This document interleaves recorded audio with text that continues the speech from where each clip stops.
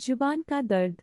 यह हिंदी कहानी शायद हम सभी को एक थप्पड़ है जो आगे बढ़ने की होड़ में पीछे को भूलते चले जा रहे हैं। जमाना मॉडर्न हो रहा है, ठीक है, पर संस्कारों को भूल रहा है। ये कहाँ तक सही है?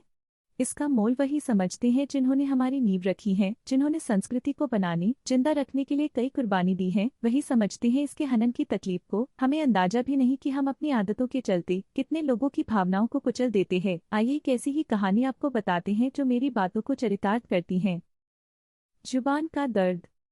एक समय जब मुगलों का साम्राज्य खत्म होने को था, दिल्ली की सियासत बदल रही थी, तब सभी प्रजा घबराकर इधर उधर शरण ले रही थी, खासकर कला क्षेत्र के लोग, सभी शायर जिन्हें पता था कि अब उनकी रोजी रोटी का भी बस अल्लाह ही मालिक है। उस वक्त दिल्ली में एक मशहूर शायर हुआ करते थे जिनका नाम था मीर। एक दिन मीर भविष्य की चिंता में सर झुकाए बैठे थे, तभी राहगीर गुजरा। उसने रुककर चिंता का कारण पूछा। तब मीर ने अपने और बीवी बच्चों के भविष्य की चिंता व्यक्त की। तब उस राहगीर ने मार्ग सुझाया। उसने कहा, अभी भी हैदराबाद में मुगल राज है, वहाँ आप जैसे महान शायर की जरूरत है, आपको वहीं निकल जाना चाहिए। मीर को यह बात ठीक लगी और उन्होंने दिल्ली से रवानगी लेना तय किया। कई बैलगाड़ियां सजी जिस पर उनका पूरा परिवार हैदराबाद की तरफ चल पड़ा। सफर कई महीनों का था जिसमें कई शहर, कई संस्कृति के दर्शनों के बाद मंजिल मिलना था। आज का वक्त नहीं जो मिनटों में उड़ान भरकर दूरियां मिटा दे। मीर भी उस सफर पर निकल पड़े। कई जगहों पर रुकते हुए वे आगे बढ़ रहे थे। कुछ दिनों के सफर के बाद उनकी पोती ने उनसे बिगड़ी हुई उर्दू में कुछ बातें कही जिससे मीर स्तब्ध रह गए। उन्हें एहसास हुआ कई संस्कृति और भाषाओं के मेल से उनकी पोती की भाषा बिगड़ गई है। उर्दू के महान शायर के लिए यह पल अत्यंत दुखदायी था। जिन्हें भाषा में प्रचुरता हासिल थी, उनकी पोती उसी भाषा का अनादर कर रही थी। उसी क्षण मीर को एहसास हुआ और उन्होंने अपना काफिला रुका और तुरंत दिल्ली की तरफ वापस रुख करने का आदेश दिया। जिस पर उनकी बेगम ने पूछा, आपने फैसला भविष्य के लिए लिया था, अब आप पीछे क्यों जा रहे हैं? जिस पर मीर ने जवाब दिया, बेगम,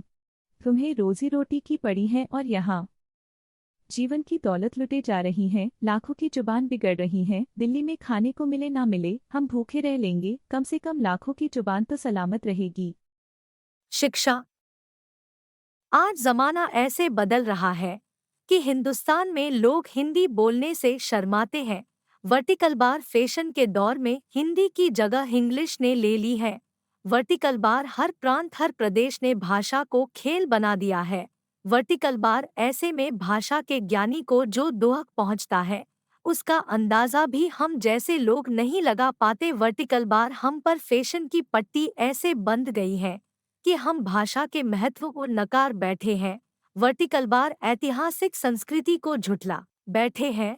वर्टिकल बार मॉडर्न होना गलत नहीं, जरूरी है, पर अपनी जड़ें छोड़ देना गलत है।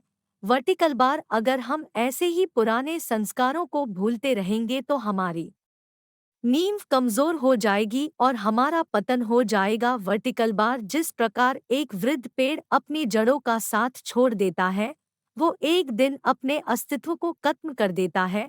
Vertical bar